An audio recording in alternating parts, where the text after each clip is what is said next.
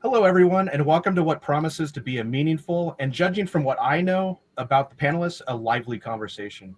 My name is Dan Fronin, and I am the CMO of Upkeep, an asset operations management solution that helps maintenance, reliability, and operations teams efficiently manage the day-to-day maintenance lifecycle, optimize asset utilization, and gain insights into real-time performance data. So we've assembled a fantastic group of panelists today to talk about the market trends that are reshaping the role that maintenance, operations, and reliability teams play in terms of revenue generation and profitability, with a particular focus on the steps these teams can take to reshape the misperception that they are cost centers, including the selection and use of the technology that they use in their organizations. And on that note, it is my pleasure to introduce our panelists. First up, we have Juliana Bouet, who is a research manager with IDC's Enterprise Applications team, providing insights and analysts of enterprise asset management with an emphasis on facility and real estate management. We have Bob Di Stefano, is the Chief Operations Officer at PCA and a lifelong maintenance and reliability professional expert and seasoned executive manager with 44 years of experience. He is best known for his work helping top executives understand the connections between physical asset management and the actual business performance that it drives. And last but not least, Ryan Chan is the CEO and founder of Upkeep and a former chemical engineer. As many of you already know, Ryan started Upkeep out of a passion and frustration by the lack of mobility in today's maintenance management software, and I know this topic is near and dear to his heart. So for a quick reminder before we jump into the questions, if you have any actual questions during the webinar in the audience, please type them into the chat and we will do our best at the end to answer any questions that we see clustered together. And we also promise to answer any meaningful questions after the event if we don't have a chance to get to them. So with that, I would love to dive into our first question. And this question is going to go to Ryan. Why do maintenance, reliability, and asset management teams need a seat at the revenue table? And how do these teams need to evolve to provide greater economic value? Thank you, Dan. And before I jump into like my very, very passionate, lengthy response here, I just want to thank everyone for joining us today. I really appreciate it. You know, I've got like three superstars sitting next to me virtually, Bob, Juliana, and obviously Dan. And again, as Dan mentioned, we're going to have a great conversation. Thank you all for being super lively in the chat. I'm going to try to be as active as I can. So if you have any questions, if you want to +1 anything that I say or -1 anything I say too, or have any thoughts, comments, questions, drop it in the chat and we'll try to be super engaged with our audience today. Dan, you asked a great question. Why does maintenance deserve a seat at the revenue table? This is super important to me. When we talk about maintenance teams and when we talk about like having a seat at the revenue table and at the board conversations, we often talk about profit to a company, and oftentimes, not oftentimes, every single time, profit comes down to two things: revenue and also expenses. Right now, maintenance does not have a seat at the table. It's looked at as a fixed cost within an organization. And we've done our research. We've talked to a bunch of our teams and customers and people in the industry. Maintenance is oftentimes the most controllable cost within a company that a company actually has control over at the expense level.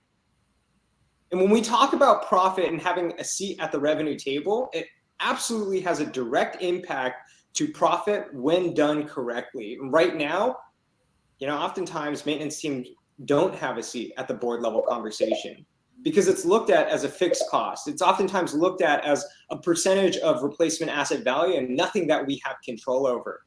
But I'm extremely passionate about this, Dan. I believe that we do have control over how much we spend in maintenance when done correctly. And not only that, do we have control over the expense line when done correctly. When done correctly, when maintenance is done correctly, we ultimately reduce downtime, increase uptime, increase production levels, increase revenue at the top line. So if you're having conversations at the board level, when we're talking about profitability of a business, we should be caring about two things, both revenue and also expense. And I believe that maintenance has a direct impact on not just expense, but also revenue. Yeah. And I find this so fascinating because if you think about companies, I mean, they depend entirely on their assets and equipment to produce their products and services and deliver the experiences, regardless of their industry. And for so long, it was basically, if I don't have to talk to you, if I don't hear from you, if everything just runs smoothly, that was success. And now I think we're seeing that's kind of a baseline.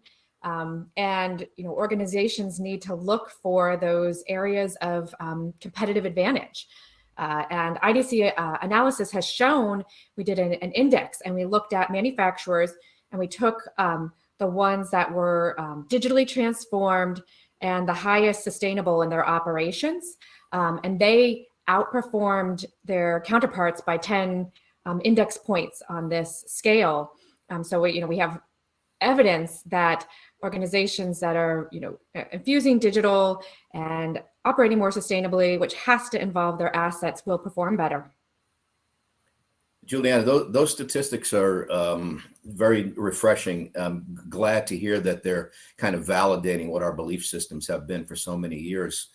I've spent my entire career trying to access the executive suites of these industrial companies. In the first half of my career with limited success. And I think one of the reasons was that I was assuming that the executives ought to learn my language because I had this passion that maintenance was so directly related to the business performance of the company. Surely you should understand this component of your business better. Until I realized that I needed to learn the language that was being spoken in the C-suite, and that's financial language. It isn't technical language. So my experience has been there is always a connection to whatever the strategic goals are of the executive, including the CEO, including of huge companies, and maintenance and reliability, assuming it's an industrial company.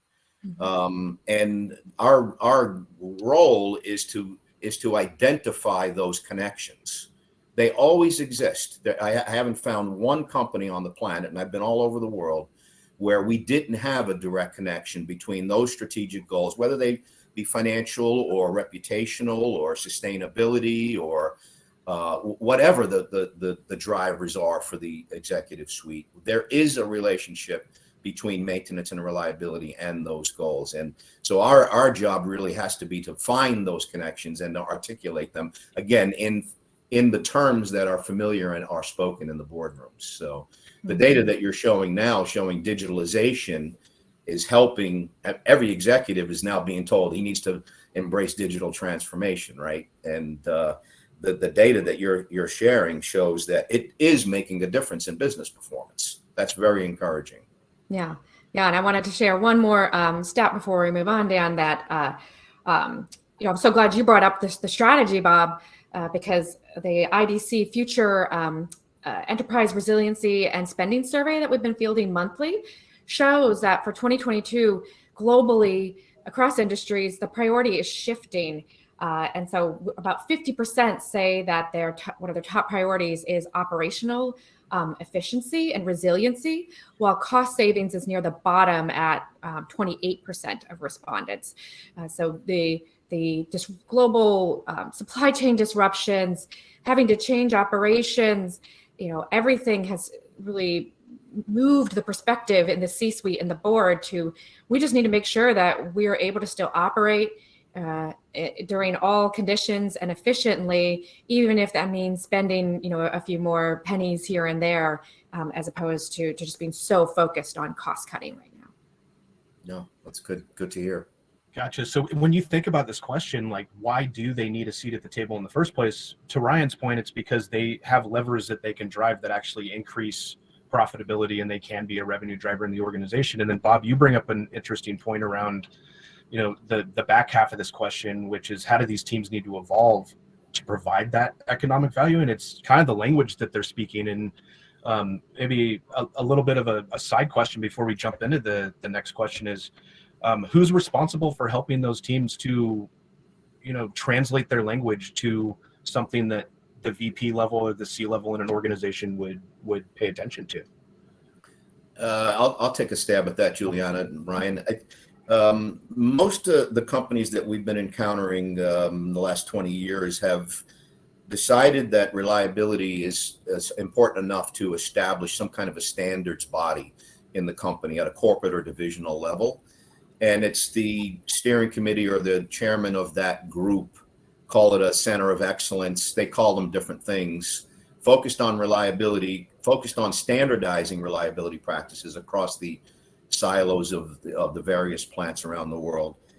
Those people probably hold the largest piece of responsibility for kind of translating the technical language into the financial terms for the executives, showing them how what those executives are telling the shareholders they intend to do to drive value to those stakeholders. Here's how we can help you move that needle. So that's probably where the center of gravity is for that education process, I think. Would you guys agree? I would agree. I mean, we've had so many of our customers have a ton of success driving steering committees and centers of excellence that really drive this process. I think at the end of the day, what I ideally want to say is we should all be responsible for showcasing the benefit that we drive to business. But what we also say, if many people are responsible, no one's responsible. So having a steering committee, having an actual center of excellence that's entire focus is to look at the ROI of every single dollar that's spent in reliability maintenance. That is what we've seen to be very, very successful within an organization. Yeah. I love that. So, getting into the second question, and Juliana, you've started to allude to this a little bit, and some of the stats that you're presenting. What bigger market trends or dynamics do you believe are contributing to the need for maintenance, operations, and reliability teams to have this level of influence within an organization? Like, what are we seeing out there?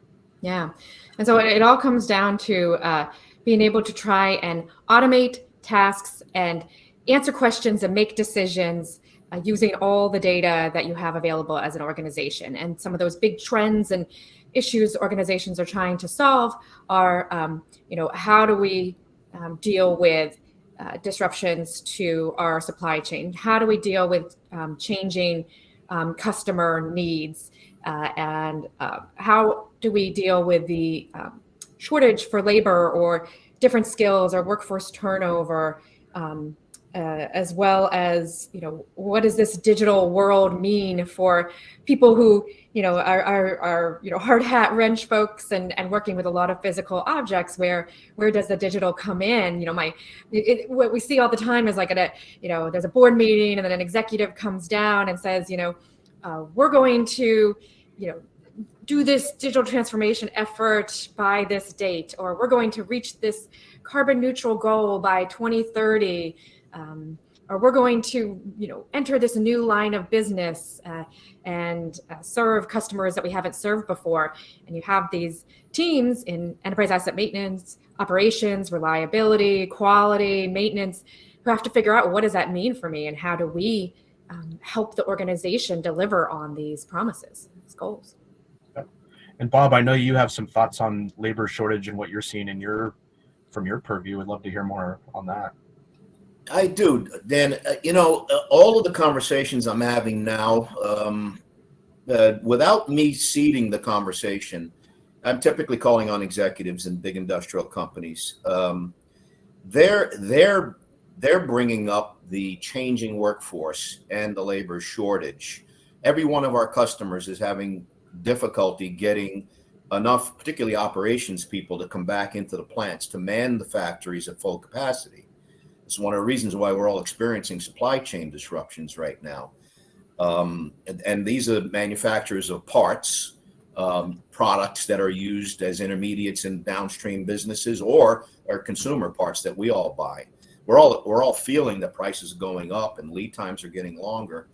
I think a big part of it is that the pandemic has changed the priorities of the workforce, and the workforce that we're trying to appeal to now is a different workforce, and particularly for a guy my age, I'm a baby boomer. We had a completely different model of what a good worker looks like. Well, today, the workers is an interesting story. I'll relay. One of our big clients, it's a big $20 billion company.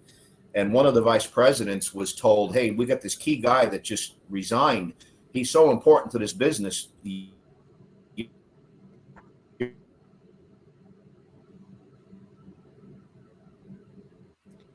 It may be while Bob's frozen up a little bit, Ryan, you want to jump in a little bit?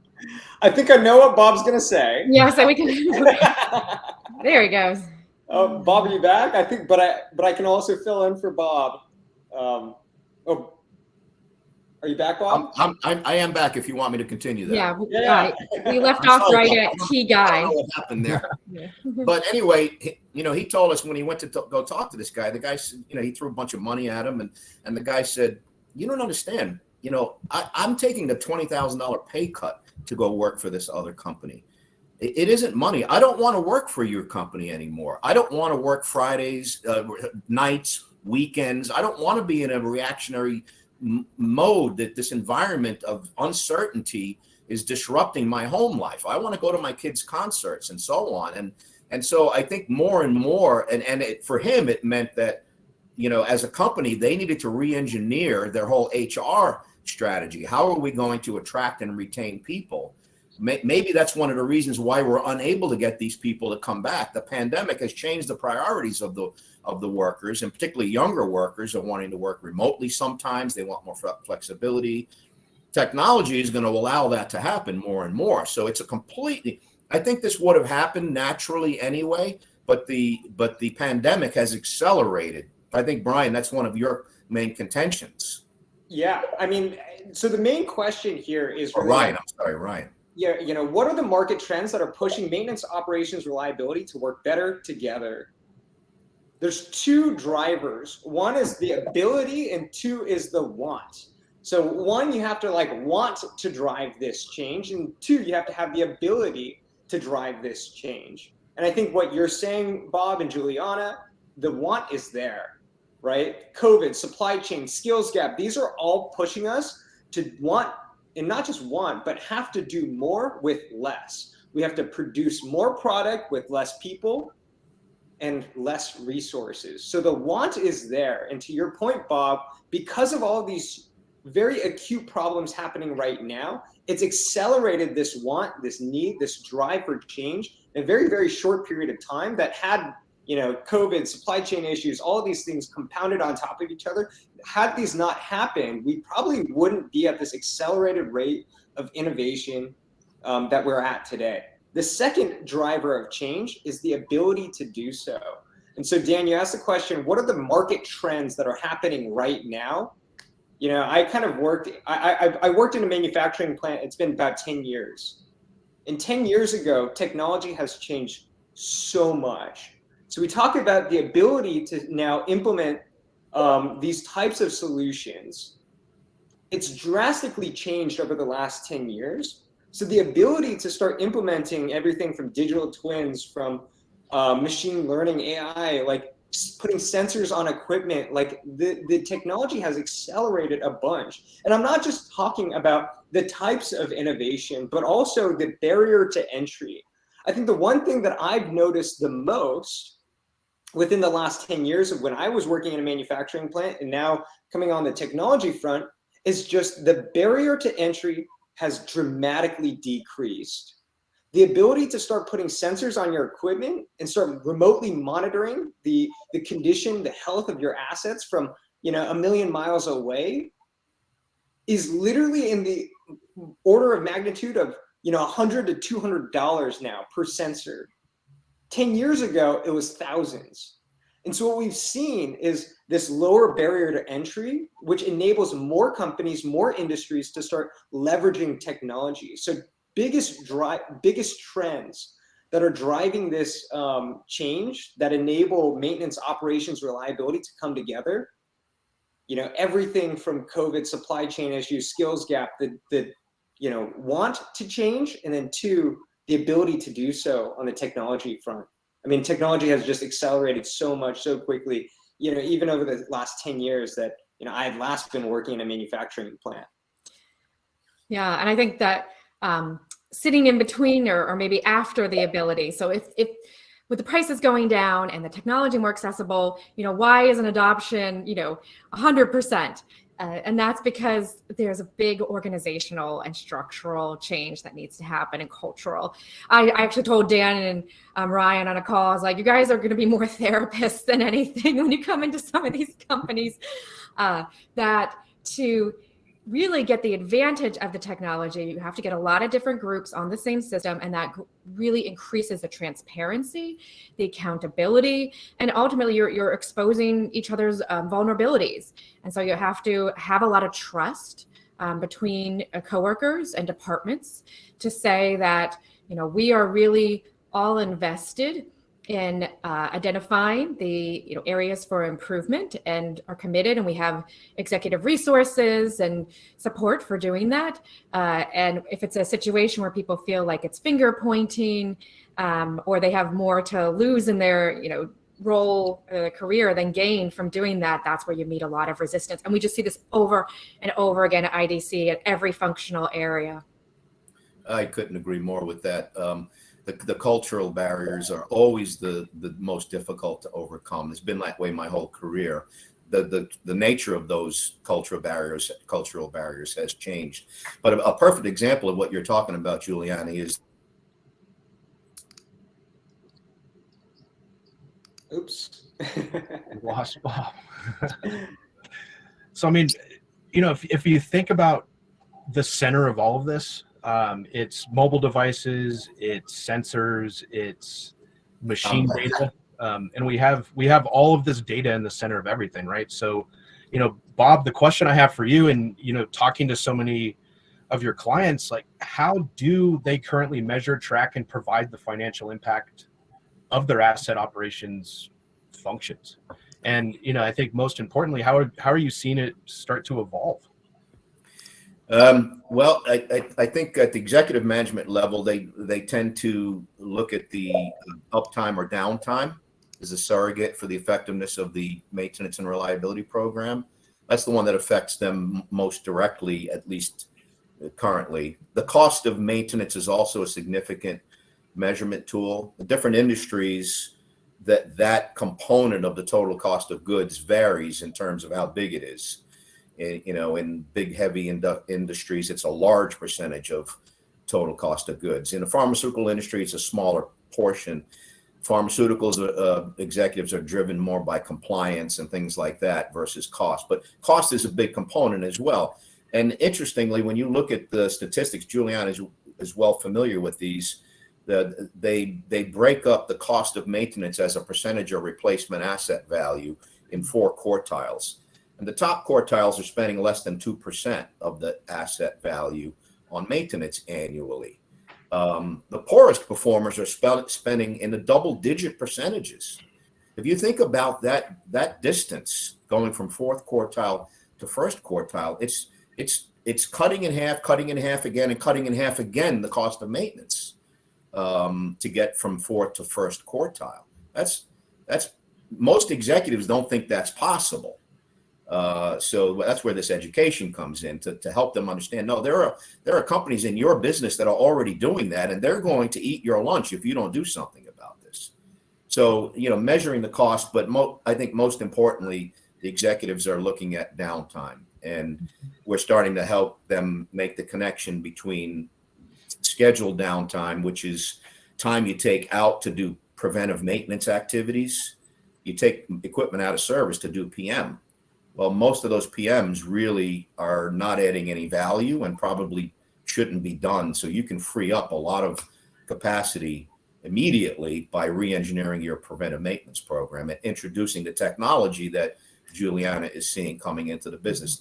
Not just predictive technologies, but I started to mention before, converging the plant process information, pressures, temperatures, and flows, and marrying that up with the vibrations and the other condition equipment health information to get a better, more accurate understanding of the readiness of that equipment to operate trouble-free to the next opportunity or not.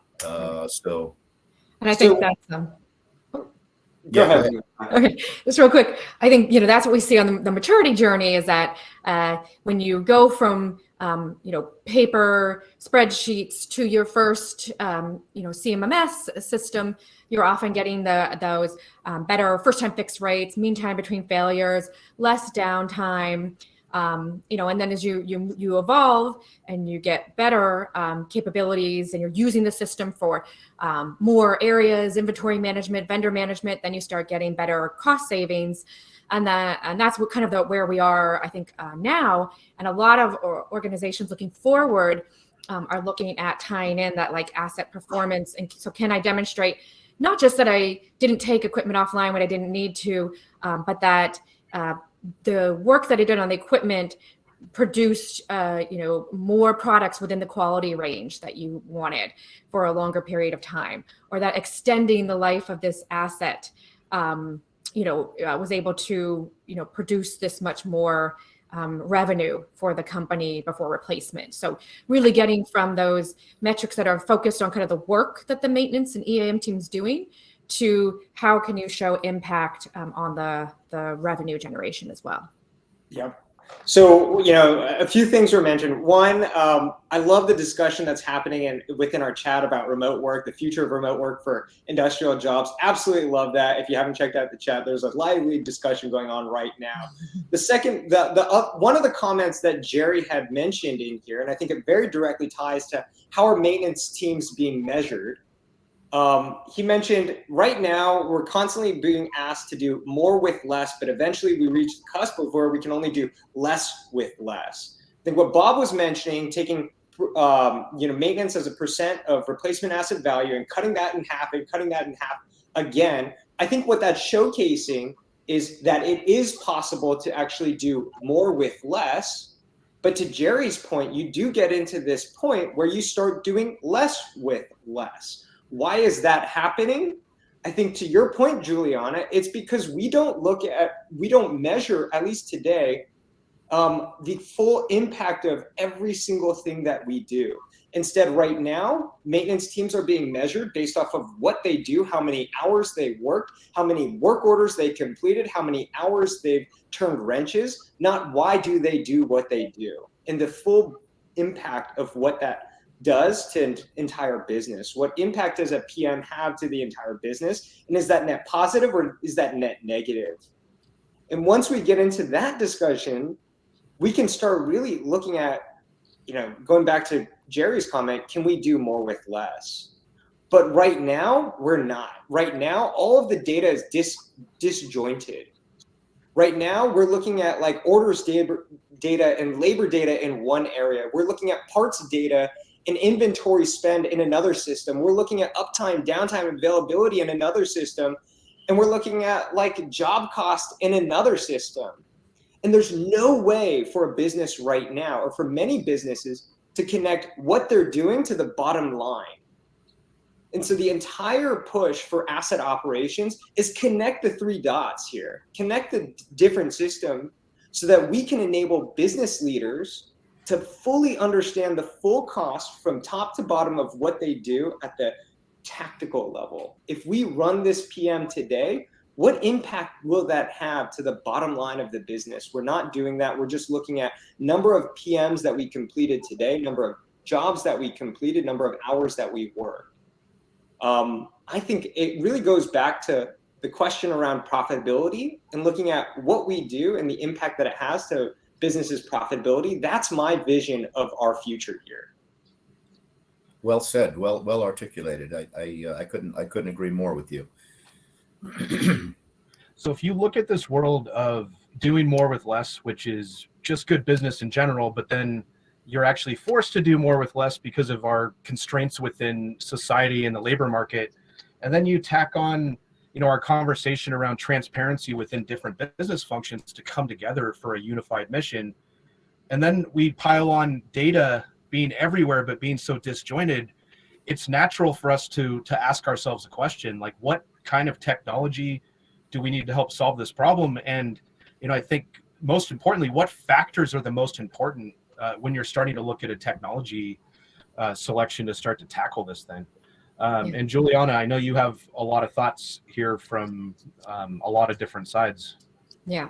And I'm going to talk about, I think, some of the, um, kind of bigger picture ideas of choosing technology. The people on the line, they know their jobs very well. They know the features and functions that they need. So that the things that we look at IDC are like the SaaS and cloud migration. So being, and I was looking a little bit in the chat about the remote work conversation. This is going to be very related to that, that it's difficult now to be operating with a lot of on-premises systems or where you're VPNing into them, or even private clouds where you're responsible for the security. So really seeing this push to SaaS that's always updated. I don't need to have these big upgrades. I don't have to worry about it. And cloud, that public cloud that's secure, accessible, available anywhere to anyone. And then the other, I think, important area are the insights and analytics. So there's a lot of dashboards out there. There's a lot of data, and that's relying on the people to interpret that and know what to do. And that's where we're seeing a bit of a shift to experimentation with AI and some guidance to say, can we have the machines augment the humans and take some of this responsibility for understanding what this information means and what we should do with it. And in some cases, maybe even fully automating the follow-up task. So thinking about where does a person add value and need to be involved, and that really helps with the do more with less. Related to this is some configurability and being able to make the workflows do what you need them to do for your organization, and really avoid those costly customizations that you're having to regression test every few months. It should just come out of the box, easy to use, human-centric, should be mobile. Your people are not sitting at a desk, they're about, so they need to be able to do everything they can do on a desktop on their mobile device. And yeah, I think those are some of the big things that we're looking at when we see these software purchases.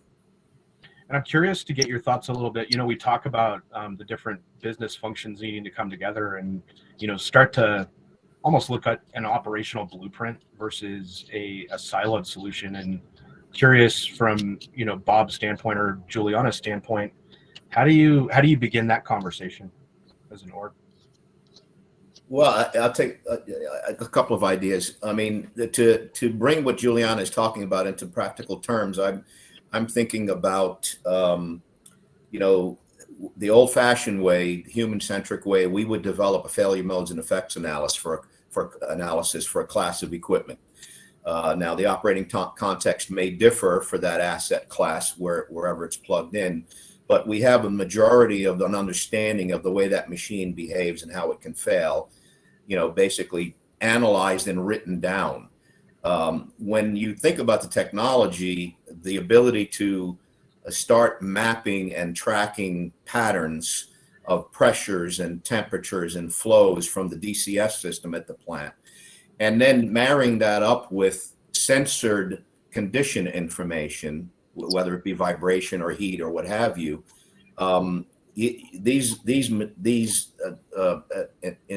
artificial intelligence can start learning what are abnormal patterns, but that's already been in place for a while, although it's only been applied to critical equipment. That really needs to proliferate to the rest of the asset database.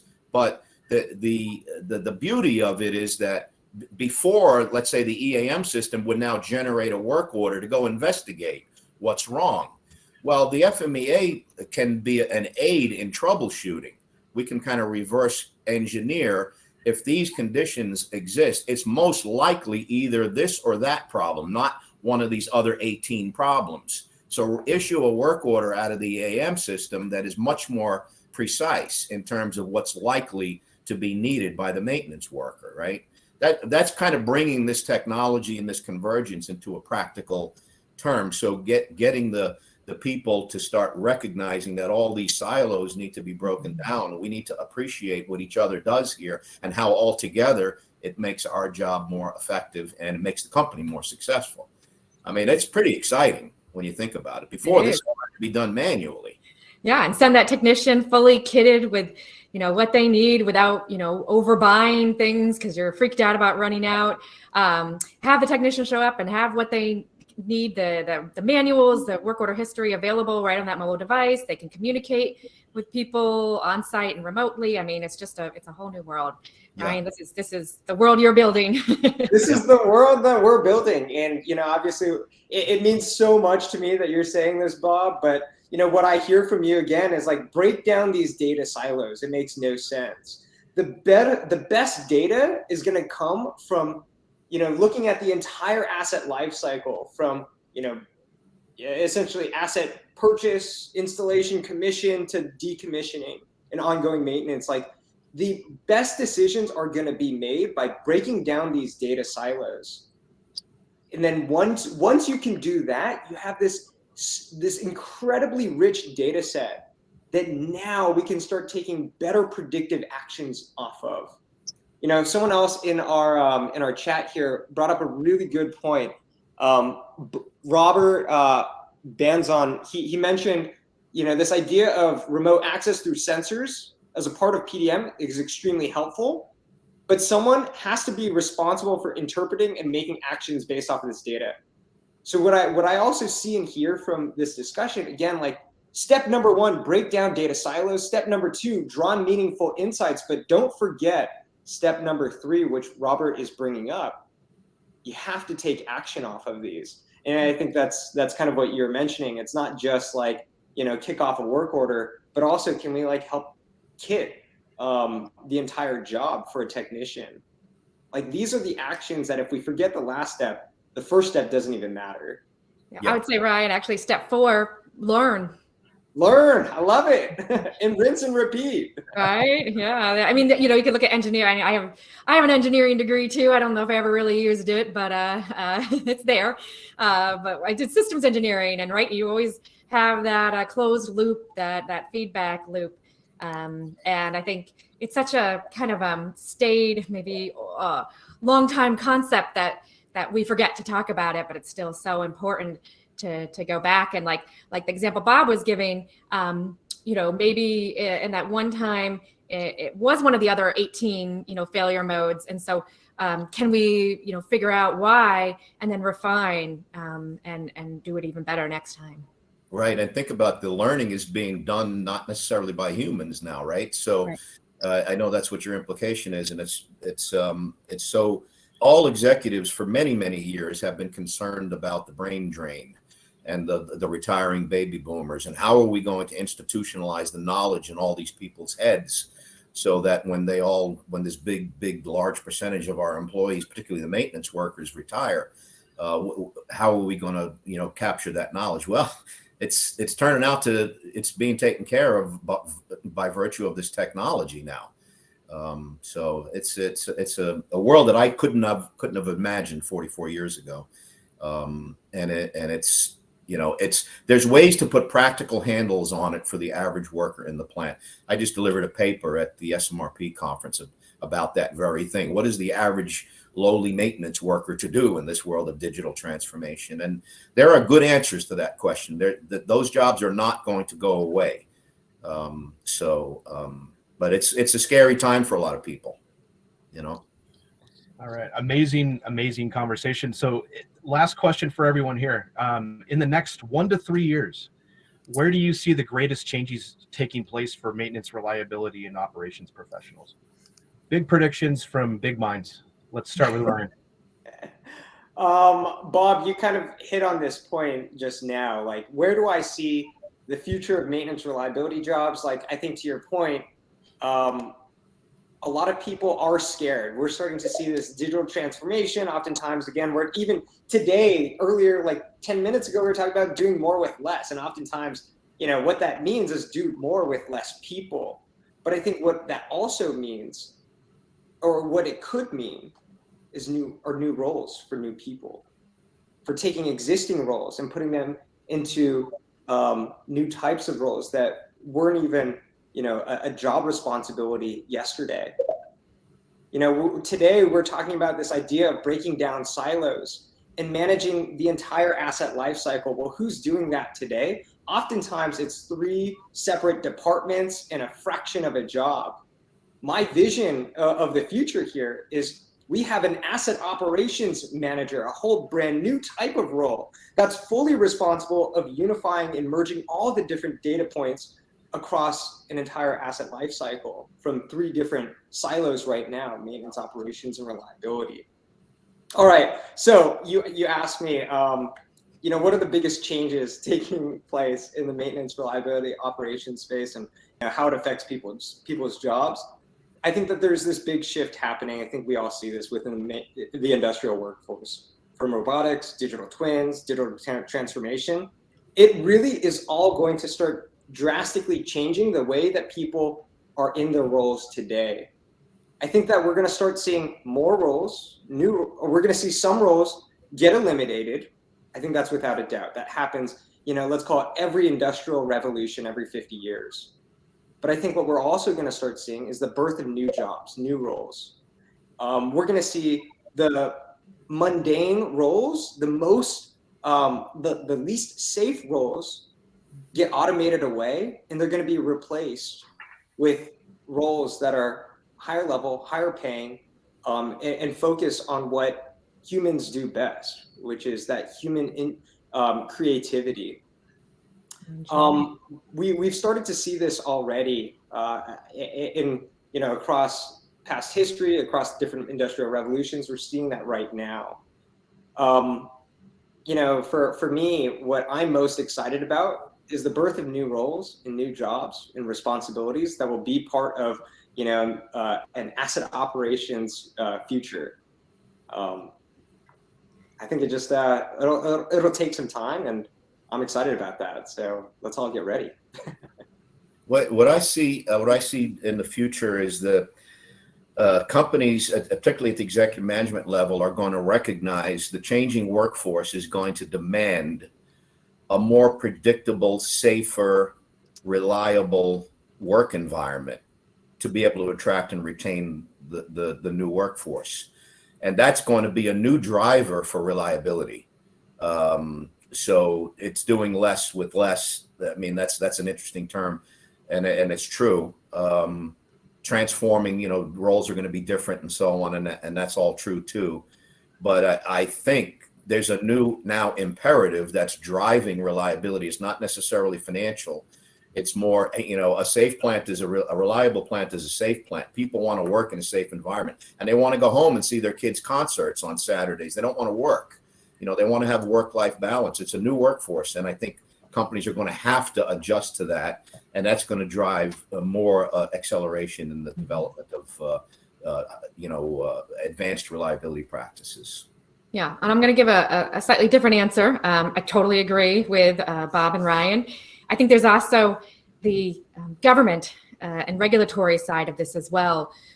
So, we saw over the past, 150 years, as the industrial revolutions happened, there were big labor law changes, the American Disabilities Act, changes around environmental acts, and so I think we're kind of on the cusp of our next big sort of government regulations globally around sustainability and carbon emissions. And so organizations are going to be forced to, change operations in that capacity as well. But it's all tied together. Amen. Yep. Love it. Well, I want to thank everyone for joining us today, and our panelists for the amazing conversation. I know the Upkeep team has a couple parting words, so I'll hand it over to them.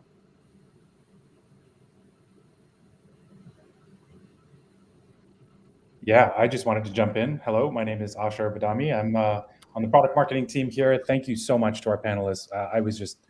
I've been taking notes all through this. It's incredible. Now I can write a book or something. But thank you all for attending, and to our attendees, thank you for the lively conversation. Some great comments in there. We wanted to let you know, you can continue your journey. Just head over to the URL that you will see on the slide.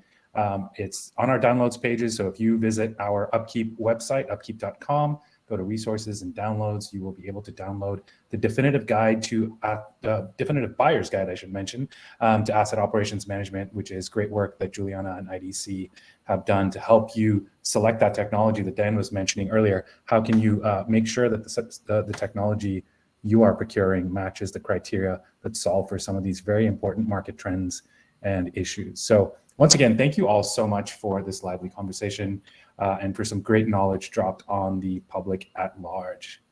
And that's all from us at Upkeep. Thank you. I think Dan, Ryan, if there are questions, Vinny, by all means, we can pop those in and answer a few questions. We do have some time. So audience, if you would like to pose any questions to the panelists, please feel free to use the questions section of the webinar.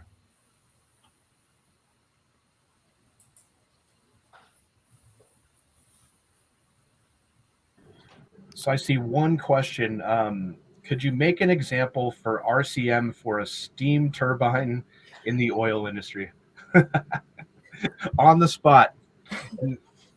Our company has a library of almost 500 what we'll call FMEAs, including one for a steam turbine. But I don't have it at my fingertips to show it. And it's an extensive document. So a URL? They exist. Is it on the website? No, that's a piece of.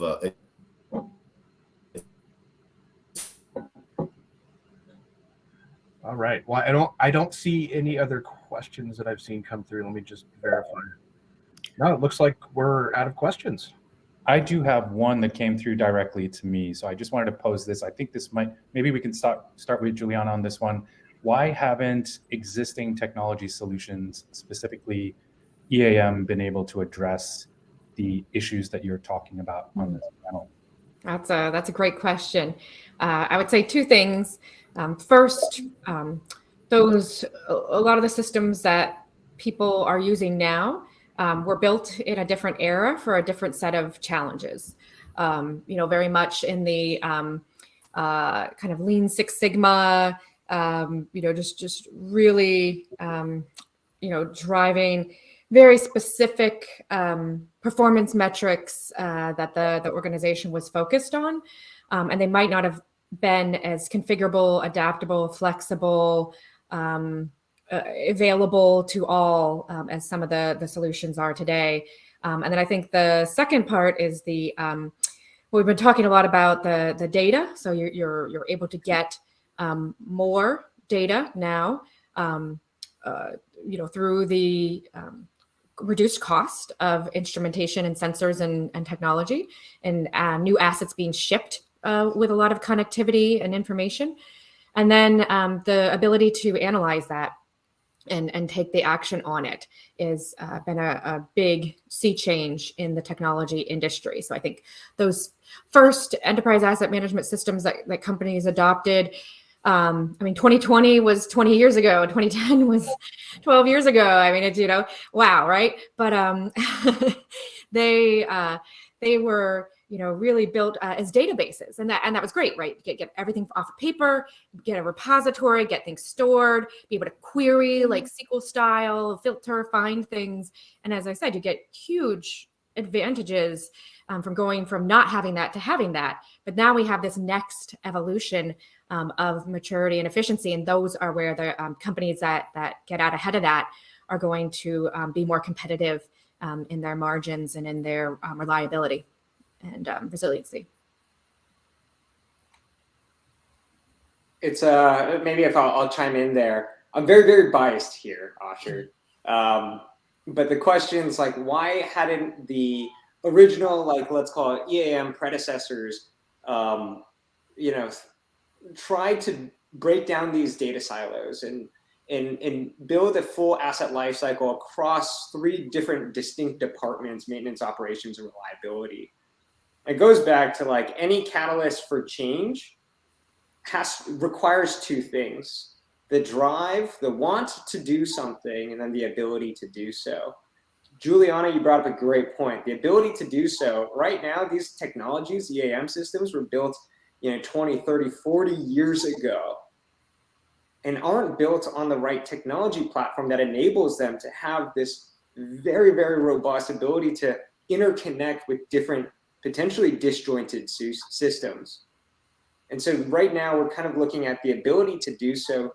Recent technologies have really enabled and allowed us to do that in a much easier, quicker, faster way that has only been made possible, let's call it, over the last 5-10 years. And when you look at the life cycle of some of these EAM companies, they started 30 years ago.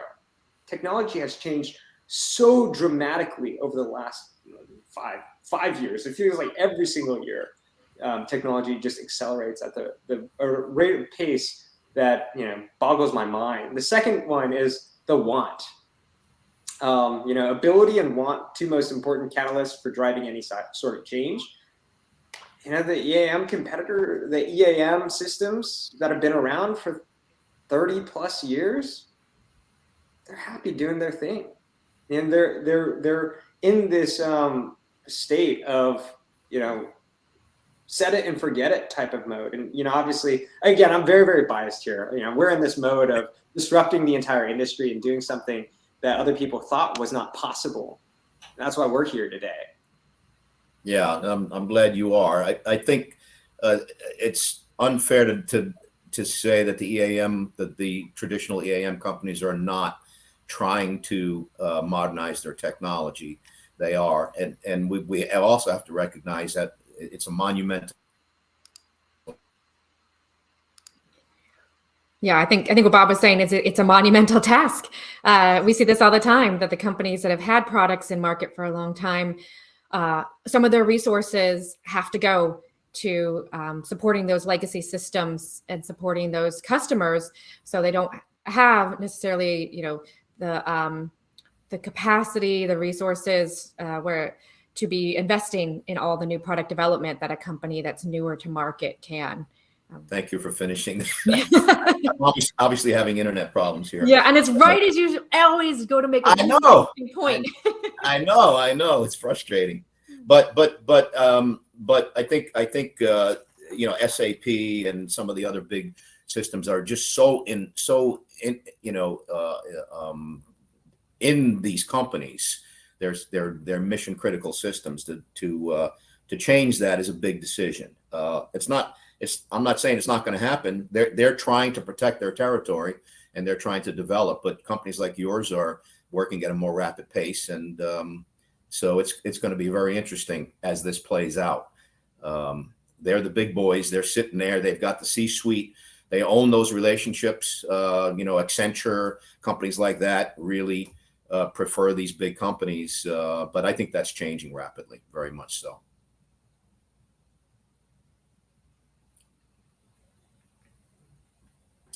Awesome. Thank you all. That was a great question, and thank you for your response.